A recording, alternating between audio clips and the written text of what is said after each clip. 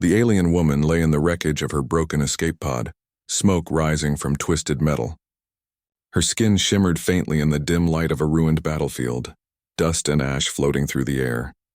The crash had thrown her far from her unit, far from her people. She had fought until her weapon burned out, until her energy faded. The human army was near now. Their ships had chased her across the sky. Their thunder filled the air, and she knew what humans did to her kind. She thought death would come soon, and she waited for it without moving. A noise came from beyond the smoke, heavy footsteps on crushed soil. She tensed. The noise came closer. A shadow moved in the light, tall and solid, holding a weapon. She could see the outline of armor, the dull glint of a human soldier's visor. Her breath caught in her throat. Her heart, though alien, beat fast with a rhythm she could not calm. She pressed her back to a broken panel, her wounded leg trembling. She knew she could not fight. All she could do was wait. The human stepped into view. His armor was scratched and dirty from battle, his face covered by a cracked visor. When he saw her, he froze for a second, not aiming, not firing, and only staring. The woman lifted her hands slowly, palms out, her voice breaking. "End it," she said, her accent strange but clear. "Do not make me suffer." The human didn't move.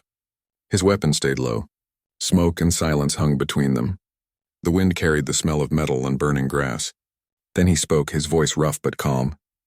"I'm not going to hurt you." She didn't understand at first. The translator in her ear crackled, repeating his words. Her brow furrowed. "You are human," she said, almost whispering. "You kill my kind." He shook his head slowly. "I'm a medic," he said. "Not a killer." He lowered his rifle completely, taking off his helmet. His face was young but tired, dirt streaked across his jaw. "You're bleeding," he said, moving a step closer. "Let me help." She flinched and pressed her hand against her leg where deep purple blood had stained her silver skin. "Stay away," she warned. "If you touch me, my body's toxin will burn your flesh." He stopped, kneeling in front of her. "I've treated worse," he said softly. "You'll die if I don't do something." His tone carried no threat, only steady resolve. He set his med kit on the ground and pulled out a scanner. She stared at him, confused. She had expected hate, not care. He wasn't even wearing gloves as he reached for her wound, his eyes focused and patient. When his hand touched her leg, she gasped. Not from pain, but from the warmth that spread through her body. Human touch felt strange, almost electric. Her kind avoided touch, and it was too intimate, too revealing. Yet his hand pressed firmly but gently, finding the pulse of her life under her skin. "You'll be fine," he said, more to reassure her than himself. "You're lucky your ship shielded most of the blast." She looked at him with disbelief. "Why?" she asked. "Why save me?" "I am your enemy." He gave a small smile. "Not today," he said simply. "You're just someone who needs help." She stared, silent. He cleaned her wound with a steady rhythm, wrapping a band around her thigh to stop the bleeding. Her body trembled under his touch. She wanted to push him away, to reject the strange comfort that crept into her chest, but she couldn't. She had seen humans only in war, shouting, shooting, destroying. But this one looked at her like she was a person, not a prize or a target. His voice, low and steady, made the fear fade from her mind. The night grew colder. Distant explosions echoed across the valley. He worked quickly, then lit a small portable heater from his pack. "You'll freeze," he said. "Stay close." He moved near enough that the heat wrapped around both of them. She watched him with wary eyes, still unsure if this was some trick.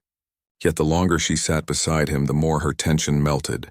He offered her water from his flask. She took it carefully, sipping with hesitation. It was bitter but clean. "Where are your people?" he asked. "Dead or scattered," she said quietly. "Your kind destroyed our fleet." He looked down. "Maybe," he murmured. "But I didn't come here to kill anyone. I was sent to find survivors, human or not." She blinked, puzzled by his words. Her race had long believed humans were merciless. Yet this man sitting in the dirt beside her looked exhausted, not cruel. His eyes carried sorrow, not pride. She watched him as he adjusted the heater, the orange glow lighting his face. He wasn't beautiful in the way her kind measured beauty. His skin was rough, his hair messy, his uniform torn. But there was something warm in his presence that eased her fear. "Your name?" she asked suddenly. "Eli," he said, glancing at her. "And you?" She hesitated. "Serene," he repeated it softly, testing the sound. "Sareen," he said again, and the way he spoke it made her chest tighten. She looked away, feeling something strange stir inside her. The battlefield noise faded in her ears. She felt only his voice, his nearness, and the steady rhythm of his breathing. He leaned back, tired, staring at the dim sky. "You'll have to rest," he said. "Your body's trying to heal. Don't move too much." "I cannot rest beside a human," she muttered, though her voice lacked strength.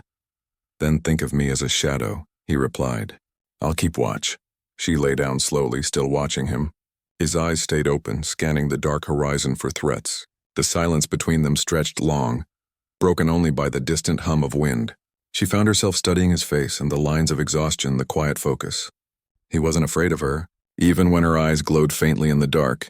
Even when her voice trembled with alien tones, he stayed calm. She wondered if all humans were like him or if he was different. Her body relaxed against the ground, the pain fading under the warmth he had given. She closed her eyes, but her thoughts didn't stop. Each time she drifted near sleep, she felt the echo of his hands, the warmth, the steadiness, the way he had touched her without fear. Her kind believed human touch brought only pain, but she had felt something else, something deep like a memory she couldn't name. When she woke, dawn was gray. Eli was still awake, sitting beside her, his weapon across his knees. He looked at her and smiled faintly. "You're alive," he said. "Good sign." "You did not sleep," she said softly. "Didn't need to," he answered. "I was making sure no patrols came near." She sat up, wincing. The pain was dull now. "You could have left me," she said. "You had your chance." "I don't leave people behind," he said. "Not even aliens," her eyes widened. "Your people will not approve." He gave a quiet laugh. "They don't have to know." For the first time she smiled, a small uncertain curve of her lips. It felt strange, like a long-forgotten gesture. "You are a strange human," she said. "I get that a lot," he replied. They shared a quiet moment, the ruins around them bathed in weak sunlight. The war still raged beyond the hills, but here there was a fragile peace. Cyrene reached for her weapon, broken and useless. Eli noticed and picked it up before she could. He looked it over, then set it gently beside her. "You won't need that anymore," he said. "You do not know my world," she said. "Peace is not made so easily." He met her eyes. "Maybe not, but someone has to start." She stared at him again, feeling the weight of those words. No human had ever spoken to her like that. No soldier had ever looked at her without hate. She realized then that her fear had changed. It wasn't fear of him anymore, but fear of what he made her feel. She didn't understand it, couldn't name it, but it pulled at her heart like gravity. Eli stood and offered her his hand. "Can you walk?" She hesitated, then placed her hand in his. His grip was firm and steady. As he helped her rise, their eyes met. For a heartbeat, the world felt still. She saw something in his gaze. Not dominance, not pity, but quiet admiration. And for the first time since the war began, she felt alive. Not as a soldier or survivor, but as a being seen by another. They began to walk through the silent field together, smoke curling behind them. The sun rose weakly over the horizon, painting their shadows long across the ground. Cyrene limped but refused to stop. Each step beside him felt unreal, as if she had crossed some unseen border. He carried her pack, watching for danger. When she stumbled, he caught her without hesitation. His hands, warm and sure, steadied her each time. By the time they reached a ridge overlooking a quiet valley, she was breathing hard. He helped her sit, handed her a ration bar. She looked at it curiously, then tasted it. It was bland but strange in a good way. He smiled when he saw her reaction. "Tastes awful, huh?" She shook her head slowly. "It tastes different." "Different can be good," he said.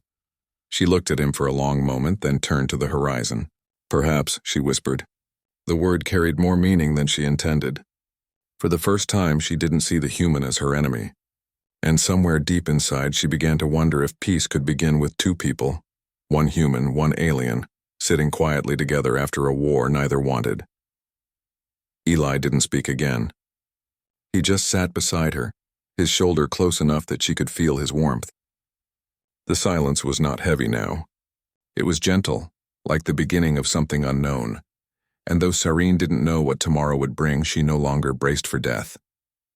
She had faced a human, and instead of fear, she had found something she had never expected. kindness that felt almost like light. The morning air was sharp and cold as they left the ridge behind. Serene's leg still ached, but she refused to slow down.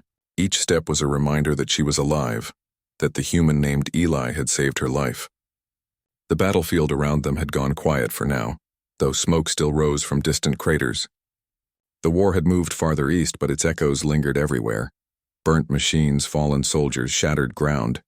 Serene walked beside Eli, her eyes scanning the horizon, her mind full of questions she couldn't yet ask.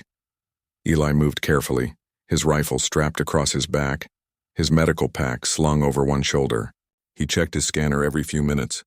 The device hummed softly, detecting life signatures nearby. "We'll head toward the old supply outpost," he said. "There might be rations and shelter." Serene didn't answer. She was still studying him, trying to understand why this human risked himself for her. His people hated hers. Her people feared his. And yet he walked beside her like an ally, not an enemy. After a long silence, she finally spoke.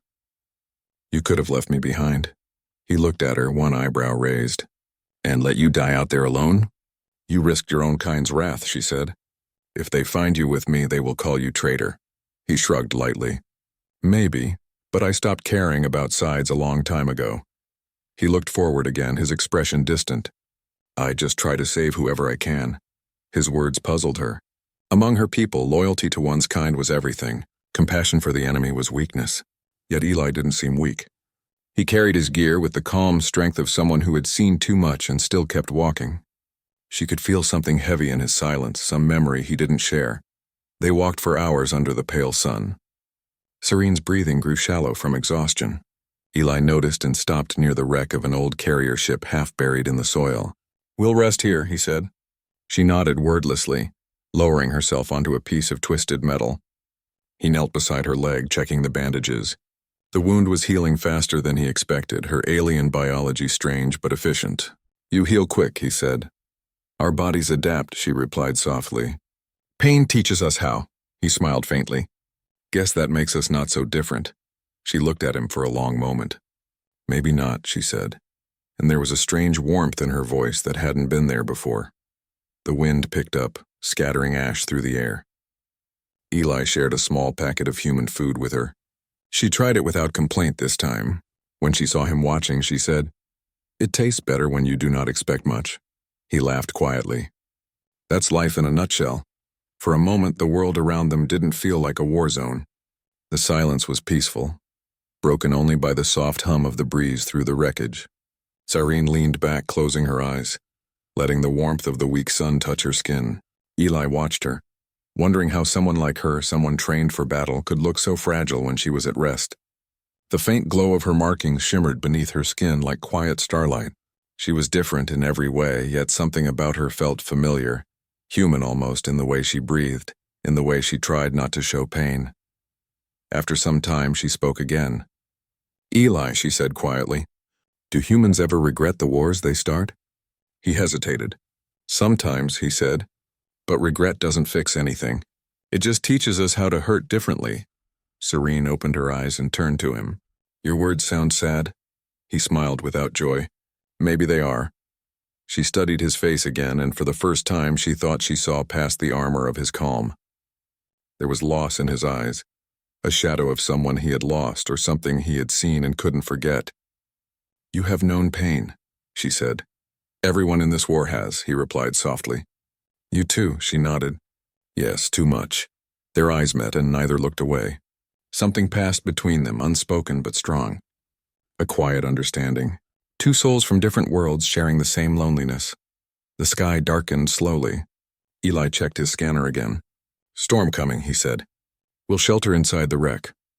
They gathered what little they had and crawled inside through a broken hatch. The air was stale but dry. Eli set up a small light from his pack, casting a warm glow inside the hollow chamber. Serene sat across from him, her eyes following the flicker of the flame. As rain began to fall outside, the sound filled the air like a quiet rhythm. Serene wrapped her arms around herself. "Your world's storms are loud," she said. "This isn't my world," Eli said. "Just another place humans broke." She tilted her head. "Then why fight for it?" He thought for a moment. "Because someone has to clean up the mess. His words made her chest tighten. She didn't understand this kind of duty. Her people fought for honor, for bloodlines, for their queen.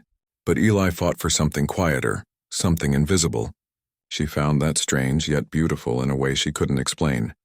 The storm grew heavier, beating against the metal walls. Thunder rolled across the sky. Serene shivered. Her thin battlesuit was torn and offered little warmth. Eli noticed and took off his jacket, holding it out. "Here," he said. "You'll freeze." She stared at it, hesitant. "Your scent will cling to me. If my people smell it." "They're not here," he said gently. "Take it." She reached out slowly, taking the jacket in her hands. It was heavy and warm, still carrying his body heat. When she draped it around herself, she felt strangely safe. "Thank you," she whispered. "You're welcome," he said, settling down near her. For a long while they said nothing. The rain became softer, almost calming. Serene closed her eyes again, listening to the sound. It reminded her of the sea on her homeworld, waves against crystal shores. For a moment she could almost imagine peace. Eli's voice broke the silence. "When this is over," he said quietly, "what will you do?" She opened her eyes and looked at him. "If my people live, I will return to them. And if they don't?" She hesitated. "Then I will find another way to live." He nodded slowly. "That's all any of us can do." The light flickered and she saw the lines of his face soften. He wasn't the monster her kind had painted humans to be. He was just a man who carried too much weight on his shoulders. She wanted to ask about his past, but something in his eyes told her not to. Instead, she said, "You are not like others of your race." He smiled a little. "I could say the same about you." That made her laugh softly, a quiet, gentle sound that filled the dark chamber. It was the first time Eli had heard her laugh. It felt like a small spark in the cold. Later, when the storm passed, they stepped outside again. The air was clean, the ground wet and shining. Mist curled between broken machines. Serene breathed deeply. "Your air feels different after rain," she said. Eli nodded. "It washes the war away, even if only for a while."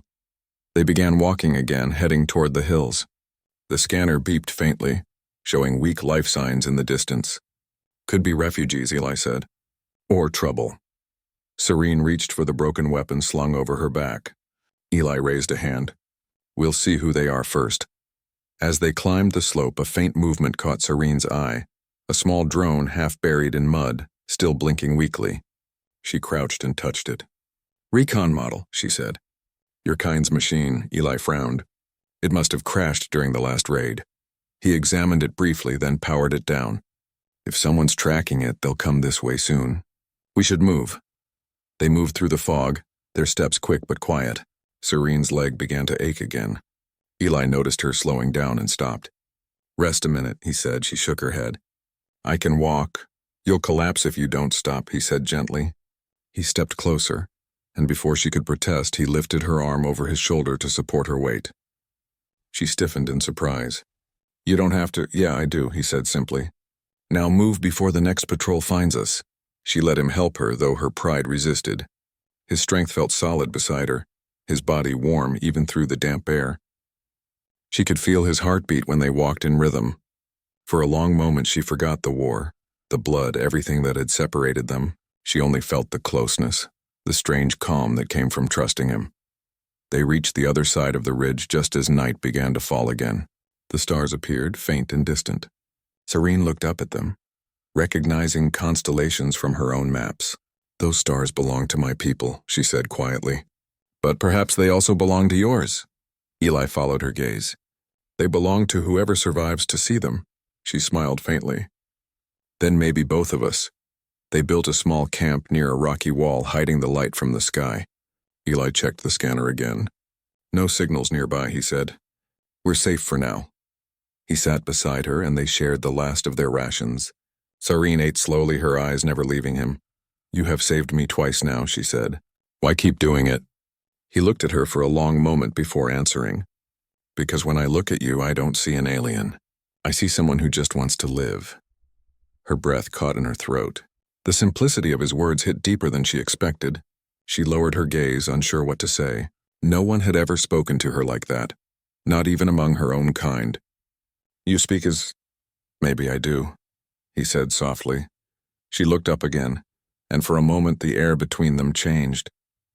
The firelight danced over their faces, their eyes locked in quiet recognition. Two enemies who no longer saw the war between them, only the fragile peace of one shared night. The wind grew colder, and she pulled his jacket tighter around her. The next morning, the air was heavy with mist and the sound of distant engines. Serene woke first, her senses alert. The fire had burned to ashes, leaving a faint line of smoke. She sat up quietly and looked around. Eli was already awake, sitting on a rock a few steps away, his eyes scanning the horizon through a small scope. The dawn light painted everything pale silver. His face looked calm but focused, his posture ready. She could tell something troubled him. He lowered the scope and turned toward her. "We have company," he said. "A human patrol about 3 clicks east. They're sweeping the area." Her pulse quickened. "Then we must hide." He nodded. "We'll move west through the ravine. They won't see us if we stay low." He packed quickly, his movements quiet and practiced. Serene helped, though her legs still ached. She no longer questioned his commands. She trusted him without knowing why. Every moment with him had proven that his choices were meant to keep her safe. They moved through the damp grass, staying close to the rocky ledge. The morning fog helped them, wrapping the land in gray. The ground was soft under their boots, and the air smelled of earth and smoke. Serene's body felt weak but steady enough to keep up. Eli kept glancing back, making sure she didn't fall behind. When they reached the narrow ravine, he guided her down first, offering his hand. She hesitated only a moment before taking it. His hand felt warm and strong, grounding her as they slipped into the shadowed path below. They followed the ravine for a long while, their footsteps echoing faintly between the stone walls. The sound of the patrol faded behind them. Only the whisper of water and wind remained. Serene finally spoke, her voice soft. "You risk your own soldiers' wrath for me again." Eli gave a tired smile. "I guess I'm getting used to it." She looked at him, her expression serious. "You could die for this." "I know," he said. "But I'd rather die for something that means something." His words stayed with her. As they walked, she found herself thinking about them again and again. What did it mean to die for something that means something? Her people believed honor was found in battle. But Eli's idea of honor seemed gentler, quieter, and somehow greater. It confused her, but it also fascinated her. After hours of walking, they reached a narrow cave hidden by overgrown vines. Eli checked the scanner again and nodded. "No signals nearby. We can rest here for a while." Inside, the cave was small but dry. Serene sat near the entrance, watching the fog outside. Eli set down his pack and began repairing a broken transmitter. She watched his hands work, steady and skilled. "You fix machines the same way you heal," she said. He looked up briefly, surprised. "How's that?" "With care," she said simply. "And patience," he smiled. "Guess both need the same thing, someone willing to try." She didn't reply. She only kept watching him, the flicker of his small tool light glinting in his eyes. There was something peaceful about the way he worked, focused yet calm, like he belonged to another kind of world than the one at war around them. When he finally looked up again, she was still staring. He chuckled softly. "What?" "You are not what I expected humans to be," she said. "You do not take, you give." He set the tool down. "Maybe we're not all the same," he said. "Just like your people, I guess." She tilted her head. "My people would call you weak." "Maybe," he said. "But weakness and kindness aren't the same thing." His words made her heart stir again, strange and heavy. She wanted to argue, but she couldn't. He was right, and she knew it. Kindness was not weakness. It took courage to care in a world built on hate. Outside, the mist began to lift. The air turned warmer. Eli stood and stretched. "We'll move again when the sun's high," he said. "By nightfall, we should reach the ridge that leads out of the war zone." Serene's eyes widened. "Beyond the ridge lies the free zone," she whispered. "No armies, no control." "That's the plan," he said. "You'll be safe there. And you?" He looked away. "I haven't thought that far," she frowned. "You could come," he met her gaze. "A human soldier walking into alien territory? I doubt your people would welcome me." "I would," she said quietly. He paused, caught off guard by her words. For a second, neither spoke. The sound of the wind filled the space between them. Then Eli looked away again, hiding the emotion in his eyes. "We'll see," he said softly. They rested until the light began to fade, then moved out once more. The land became rougher, the terrain rising into rocky slopes. Serene stumbled a few times, her strength wearing thin. Eli was always there to steady her. Once, when she nearly fell, he caught her by the waist and pulled her upright. For a heartbeat, they stood close, faces only inches apart. She could feel his breath on her skin. Time seemed to stop. She quickly looked away, her cheeks warm. "Thank you," she murmured. "Don't mention it," he said, his voice quiet. By evening, they reached a cluster of old ruins, stone pillars half buried in moss and sand. They decided to camp there for the night. The air was still, almost sacred, as if the place had been untouched for centuries. Eli built a small fire in the hollow of a broken wall. Serene sat across from him, her eyes reflecting the flame. The glow made her look softer, almost human. He found himself staring longer than he meant to. "What are you thinking?" she asked. He blinked, embarrassed. "Just wondering what your world was like before all this." She smiled faintly. "Beautiful," she said. "Our skies were green, our oceans silver. We did not know war until humans came." He nodded slowly. "And now you think all of us are the same." "I used to," she said. "But now I do not know what to believe." He poked at the fire with a stick. "Maybe that's a good start." For a while they sat in silence. The fire crackled softly. Then Serene spoke again, her tone thoughtful. "Do humans believe in souls?" Eli looked up, surprised. "Some do. Why?" "My people believe that when one saves another, their souls become linked," she said. "For life." He studied her face. "And do you believe that?" She met his gaze. "I do not know. But when you found me in the wreck, when you touched me, something changed in me. Perhaps in you too." Eli's throat tightened. He wanted to say no, to tell her that wasn't how things worked, but he couldn't. Because deep down he knew she was right. Something had changed the moment he saw her, something he couldn't explain. The night deepened. Stars shimmered faintly above the ruined pillars.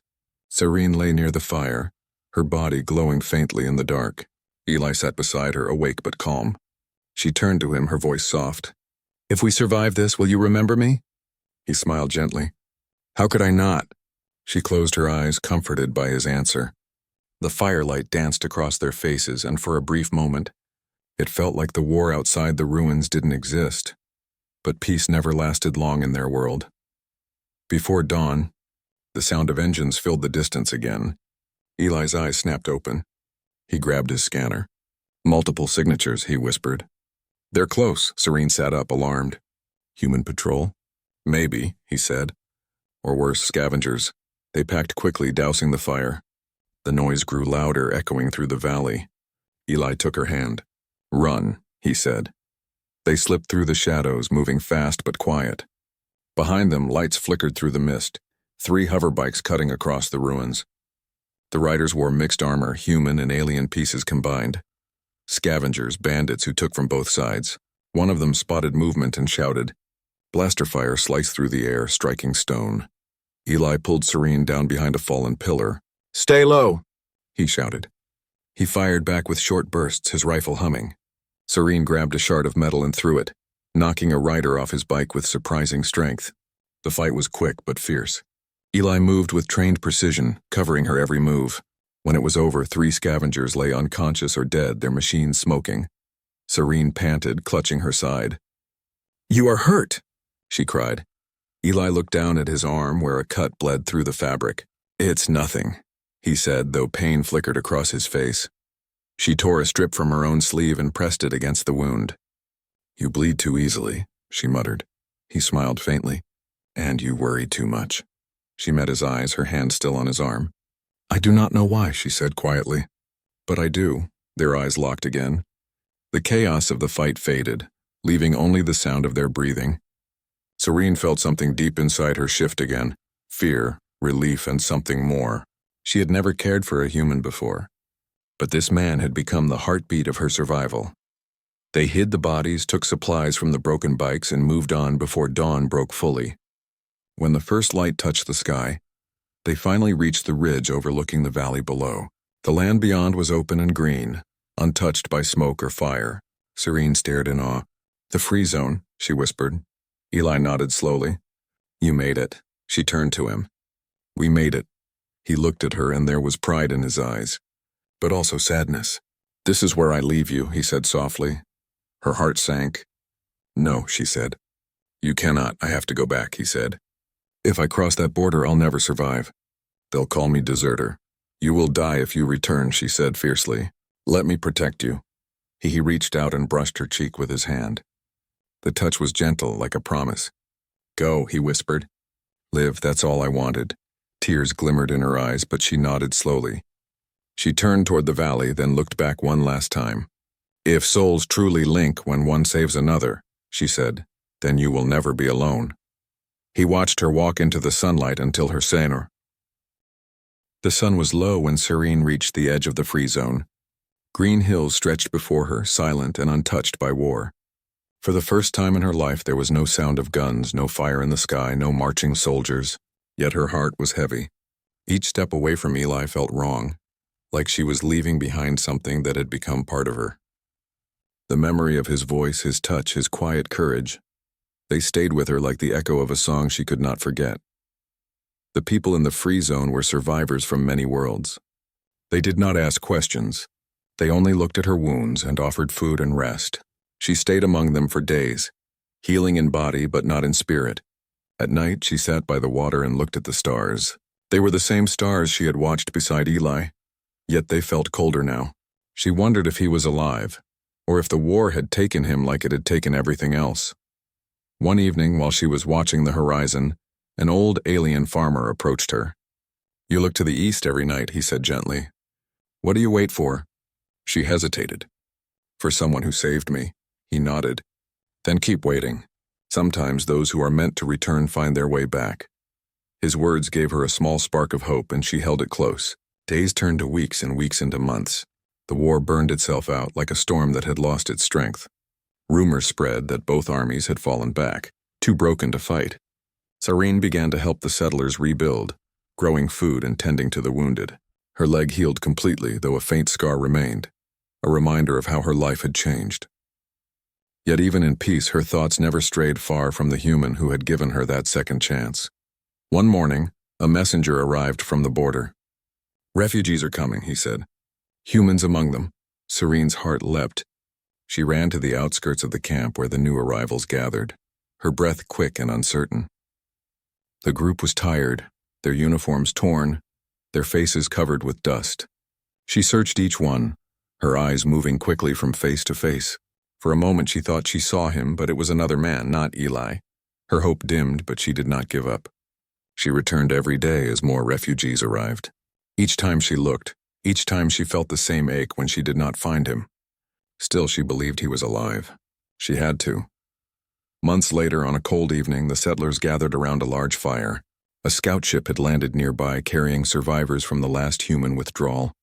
Serene waited quietly as they filed out. The second man who stepped off the ramp caught her breath. Broad shoulders, familiar stance, a face she had seen in her dreams. It was Eli. He looked thinner, older, his eyes shadowed, but it was him. For a moment she could not move. The world narrowed to that single sight. He turned his head, scanning the crowd, and then he saw her. For a heartbeat, he seemed unsure if she was real. Then he smiled, small, tired, but full of recognition. Serene's steps quickened. She didn't think, didn't care who watched. She reached him and he caught her just as her strength gave out. The moment their hands touched, the long months of waiting vanished. No words were needed. They just stood there, holding on. When they finally spoke, his voice was soft. You waited. I told you our souls were linked, she said, her eyes shining. You could not escape. He laughed quietly, the sound rough but warm. I didn't want to. She touched his face, tracing the scar along his jaw. You came back. I promised I would, he said, even if it took a war to end. That night they sat by the fire together, away from the others. He told her about what had happened after they parted, how he was captured by his own army, accused of betrayal for helping an alien, how he escaped during the last chaos of the retreat and wandered for weeks across broken land. I thought I'd never see you again, he said. But every time I almost gave up, I remembered your face. It kept me alive. Serene listened silently, her eyes full of quiet strength. Then perhaps my soul did save you, she whispered. Or maybe you saved mine, he replied. The wind was soft around them, carrying the scent of grass and smoke. Serene leaned closer to the firelight, her eyes reflecting gold. What will you do now? She asked. Eli looked at the horizon. I don't know. My army's gone, my duty finished. Maybe I'll stay here. Start again. Then stay, she said. Stay with me. He turned to her, meeting her gaze. Are you sure? Your people, my people will understand, she said. The war took enough. It will not take this too. He didn't answer right away. Then he reached for her hand and held it tightly. Then I'll stay. The following days were quiet but full of new life. They worked together rebuilding the settlement. Eli teaching humans and aliens how to share tools. Serene teaching them how to grow crops suited to the soil. The settlers began to see them as symbols of what peace could look like. A human and an alien side by side, working together instead of fighting. Some were still suspicious, but no one dared break what the two of them had built. At night they would walk along the edge of the hills. Serene often spoke about her world. The seas that glowed at night, the cities of crystal towers, the songs her people sang before the war. Eli would listen, his hand brushing hers now and then. You should see Earth someday, he said once. Our skies are blue, our oceans deep and endless. Perhaps one day, she said, when we are both free to travel without fear. He smiled. That sounds like a dream worth chasing. One night as they sat under the stars, Serene turned to him. Do you still think humans and my kind can live together? He looked thoughtful. I think they'll have to learn. Or they'll destroy everything. And you? She asked softly. Have you learned? He smiled gently. You taught me. The stars reflected in her eyes. Then maybe I have learned too, she said. You showed me that mercy is stronger than fear. Their world slowly began to heal. The settlement grew into a small town where both races traded, farmed, and built homes. Stories of the human medic and the alien woman spread among travelers. Some called them heroes, others fools. But none could deny that their bond had changed how people thought about the war. Even the old farmer who once told Serene to keep waiting would smile each time he saw them pass. One afternoon, a storm rolled over the plains. The settlers ran for cover, but Eli and Serene stood outside watching the sky flash with lightning. Do you remember the first storm we shared? She said. He nodded. You shivered so much I had to give you my jacket. She smiled, pulling that same worn jacket tighter around her shoulders. And I still keep it. Rain began to fall soft and cool. Serene tilted her face upward. The rain feels different now, she said. It no longer reminds me of war. It's just rain, Eli said. And it's ours. They stood together as the storm washed over them. When the clouds cleared, the air smelled new again. Serene turned to him and said, Maybe this world can begin again, too. Maybe, he said, if we let it. Years later, their story became legend. Some said the human and the alien built the first school of peace on that hill. Others said they simply vanished into the forests one day, leaving behind only their names carved into a stone, Eli and Serene. But those who had known them swore that on quiet nights when the wind blew softly across the valley, you could still hear their voices, gentle, calm, and full of warmth, like two souls speaking as one. The truth was simpler. They had built a home together at the edge of the hills, far from the noise of armies. Their days were spent growing food and caring for others who had nowhere else to go. Sometimes travelers would stop by, curious about the human and alien living side by side. Eli would greet them with a smile and offer water. Serene would share food and stories from her world. And when the travelers left, they would always feel lighter, as if they had glimpsed something the war had almost erased. Hope. On one such evening, as the sun set red behind the ridge, Serene stood outside their small house watching the light fade. Eli joined her, wrapping an arm around her shoulders. What are you thinking? He asked. She leaned against him. That I once feared a human more than death, she said. And now I fear losing one more than anything. He smiled softly. You won't lose me. Not in this life, she looked up at him. And after? He kissed her forehead gently. Then you'll find me again. We always do. The stars came out bright and endless. Serene's eyes shone with quiet peace. Then maybe the universe is not so cruel, she whispered.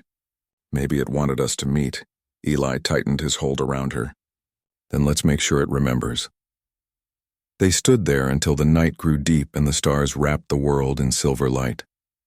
Two souls from different worlds bound by choice and kindness, facing the quiet together, not as soldier and enemy, not as human and alien, but simply as two hearts that had found home. And in that stillness, Serene knew that what she had once mistaken for mercy was something far greater, love born not of conquest but of understanding.